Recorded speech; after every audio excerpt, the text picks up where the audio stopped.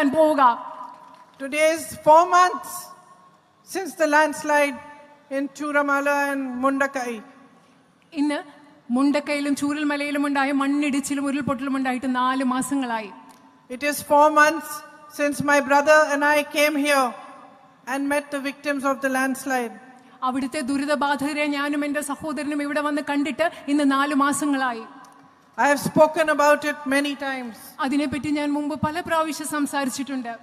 But today I want to say that it has been an inspiration for me to see how Wayanad came together, to see how all those people who had lost so much in their lives continued to stand up, continued to fight, and went ahead with their lives no matter what had happened.